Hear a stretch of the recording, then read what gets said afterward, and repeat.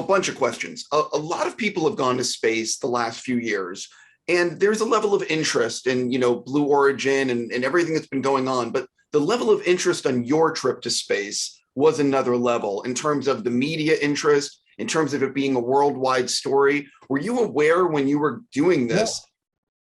totally not. On the contrary, the name of the gentleman who started it all, Jason Ehrlich, who a couple of years ago said, Blue Origin is going to go up and you should go up. And I, no, they don't want me to go up there. Yeah, and make a story. No, nobody's interested, Jason.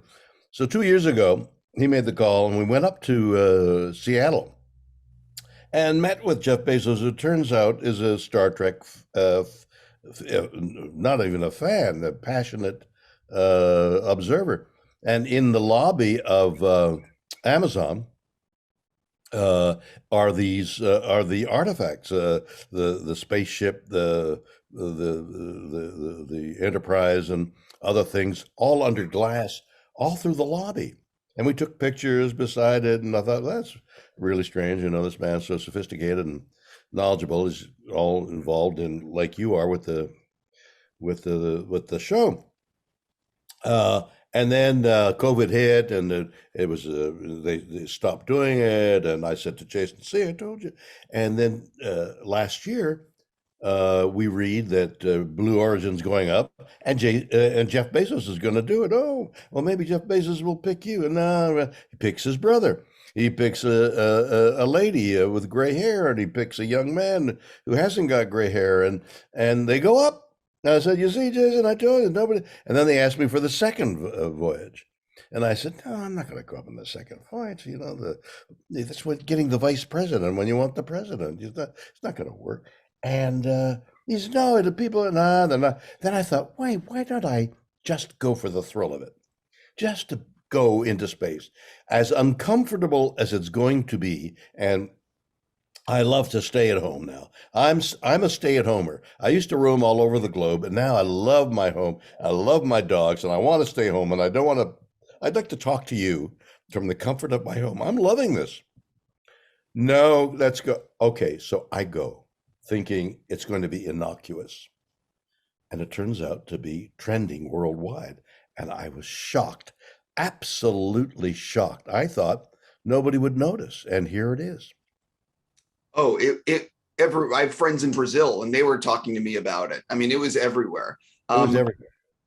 One of the things that so Blue Origin obviously has this amazing group of people that are working together to get everyone to space. But I would imagine like 99% of the people that work there were inspired by Star Trek and were inspired by science fiction and Hollywood and books to do what they do. So You're right.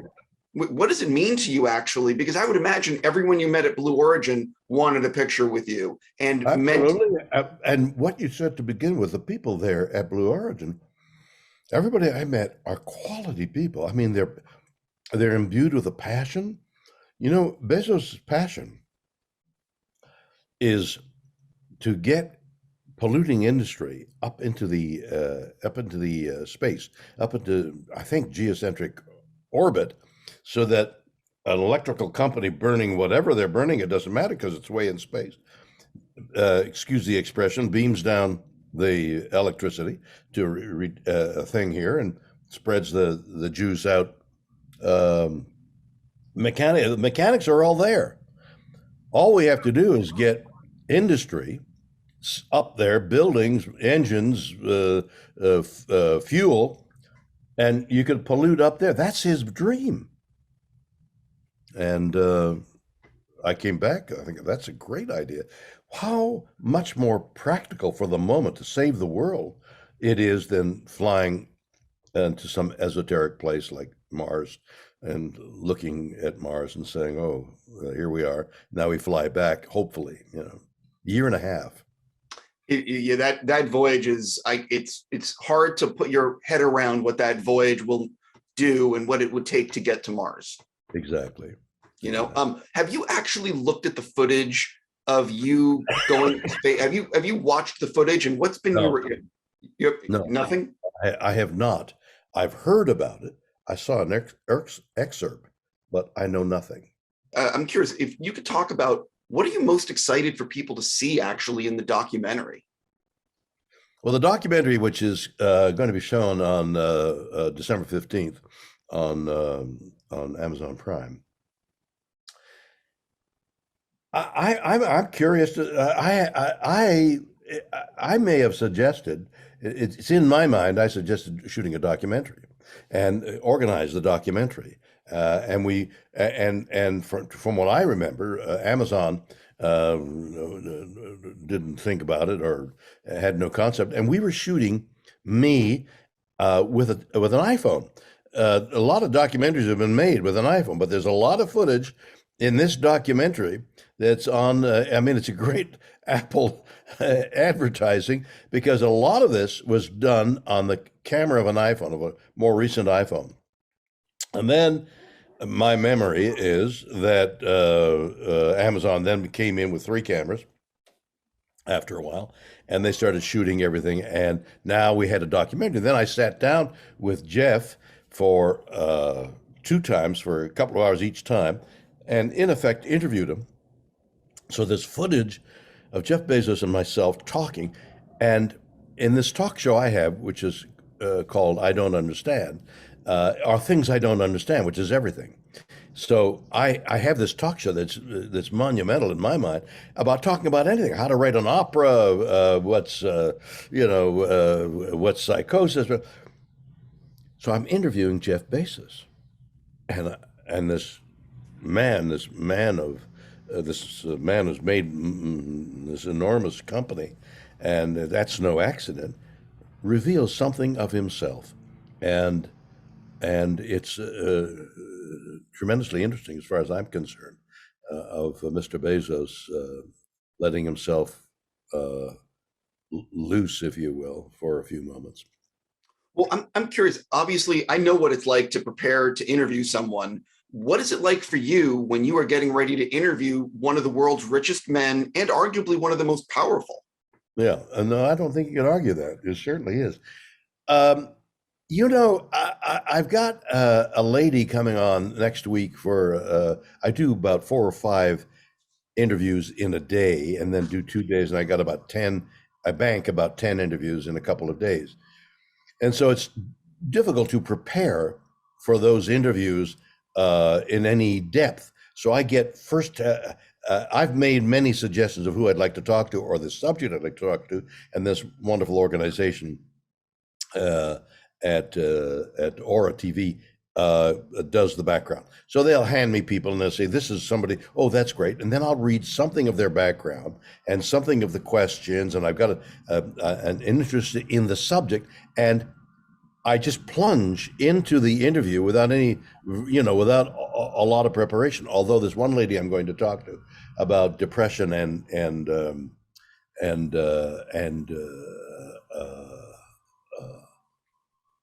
looking into nature. I'm trying to think of the term. I've read the book. So I am in the middle of doing both, preparing and not preparing. So I can wander into an interview and just go ramble along the pathways of the interview. And when you reach a moment of interest, when that word comes out, that why did you choose that word and where? And we go along interesting subject matters in an interview that never were thought of by the researchers or by the interviewee themselves. So that's what happened with Jeff. I would just started talking to him and about his background and what he wants to do, and became a full-fledged, really, I think, a great interview. They said he had never opened up like that to other people. We in the public eye are always on guard to not to say something that could be interpreted as nasty or take a word out of context and all that kind of thing. So I had a wonderful time with Mr. Bezos, and I knew nothing. What's funny is, of all the people that have interviewed him, you must have been the one that it meant the most to him because of his history with Star Trek. That is so observant of you. I think that's right, because I did not intend any harm. I'm not after banner. I was just after curiosity of a man who's is living a full life, and I want to know a little bit about it, and I don't want to harm him. Whereas journalists sometimes want to get something sensational. I am so curious. I myself am nervous to go to space because I grew up and I saw the Challenger. No, because you could die. Well, and not only could you die, do you remember the footage on the Hindenburg? 100%. Yeah. So what was burning on the Hindenburg? The fuel. The hydrogen. Yeah. You know what they're putting into the rocket that I sat on? Hydrogen. It could burn. In fact, at the top of the gantry, there's a cement room. Cement a foot thick with a big door that you push the door and it locks airtight. In case anything goes wrong, you run into that safe room. What do you mean anything can go wrong? What's going to go wrong? I'm very curious. So myself, when I was a kid, I saw the Challenger explode, and it permanently changed my perception. It was easy to realize going to space is very dangerous. So for you, I am so curious. Was there any point of this that you're like this? I don't want to say it like this, but what do you there? The gantry is right up against the rocket, and so you get in and go in and you lie down. You've been in a simulation, but now it's for real. And then the people say, "Now look, we're going to close the doors, and the gantry is there for a few minutes. Until the gantry leaves, if you scream, 'I got to get out of here,' I suppose they were looking at people who might panic. We'll get you out." But once the gantry leaves, everybody, you can't get out. So until that moment, I can always get out. I go, whoa, it's leaving. I can't get out.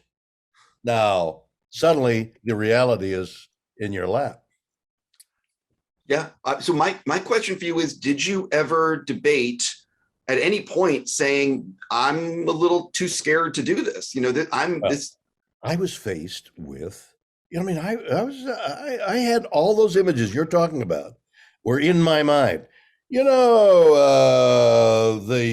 explosion of the Explorer was because the O-rings were cold, and there was this argument of whether, they got to make their schedule, and okay, we can do it, but even though it's a little cold, and they had an argument, the engineers, as you may remember, discussing, no, we shouldn't go. Yes, we got to go.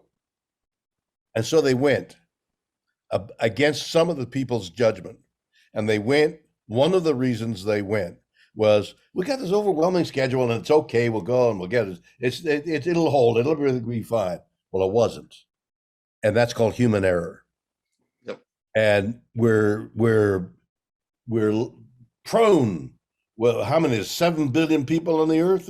8 billion people on the earth? It got 8 billion possibilities of human error. Yeah, it's so frustrating. There's going to be the 99.99 keep on going % of the human population will never get to experience what you experienced. Right. What do you want to tell people about the trip and what you experienced? I've got an album out there called Bill, and I worked with two gentlemen. A wonderful poet for a lyricist and a wonderful gentleman for music. And Bill has received incredible notices.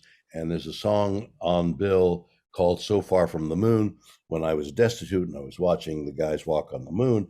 And these two guys, Dan Miller and Rob the poet, and I had dinner the Monday before I was leaving for the desert. And we said, we got to write a song about space. And we're jotting down notes, what it's going to be like. And then I leave and I go to the desert and I practice. And finally we go up. And then when I came down, one of the first calls I made was to my two friends. And I said, the thing we were talking about Sunday, about writing notes about what space is going to be like, forget about it. It has nothing to do with anything. And I told them what I experienced, which was, I saw the beauty of Earth. I saw the deadliness of space. And what I saw most of all It's so easy to say, oh, we're a little bit, we got this little rocky planet in the middle of a mediocre sun and a less than unusual um, uh, galaxy. Uh, it's one thing to say this, but it's another to look at it, to see it, to see how incredibly small the Earth is. The Earth is tiny, tiny. I could see the beginnings of the curvature of the Earth from where I was. The curvature, so those lines end. I could see the beginning of the ending of the lines. That's what we're living on. I've hitchhiked. I've driven across this country. I've crossed this country innumerable times on a motorcycle last. The roads go on endlessly, endlessly. There's no end to these roads. It seems so big. It's not. It's this little tiny, rocky, insignificant thing in the middle of nowhere. You couldn't find us, and we had signals emanating all over the earth. You couldn't find us. We're so small. We're insignificant. And you and I are these little, it's smaller than ants. We're smaller than ants on the earth. We occupy less space in contrast to the Earth. So we're insignificant in an insignificant planet. And the only significance that I observed, and this is the change, the only thing that I noted with pride was that we insignificant beings are observing how insignificant we are. And that's what I brought home. Yeah. Also, you got to see what the atmosphere looks like, which is paper thin. Yeah, I mean, practically speaking, it's what is it, 50 miles of air, but only about 2 miles is useful. It has enough oxygen for us to live. And so there's 48 miles of air that is useless, and then there's nothing. I mean, 50 miles, you can walk that, you can bicycle that. I know. And that's air. That's what we're breathing, and that's what we're polluting. That we're throwing up garbage into the air, and people are arguing about it. I mean, what is the argument, you idiots? It's like going into quicksand, and you're up to here in the quicksand. You say, there'll be a bottom. There's a bottom here somewhere. There's a bottom, and you disappear. It makes me insane, and I think that insane. Yeah, I wish that all the people that were in control could see the fragile nature of our planet, and that's the title of the song that we did write, that is going into the next album. So Fragile, So Blue. It's going to be terrific, and that's what I brought back. That's what changed. That's the change. I have to stop there, even though I could ask you an hour more worth of questions. I am just going to say, it was great watching you go to space. I cannot wait to watch the full documentary. And I just thank you so much for your time and for all of your work. I just say thank you. Thank you. Thank you for saying.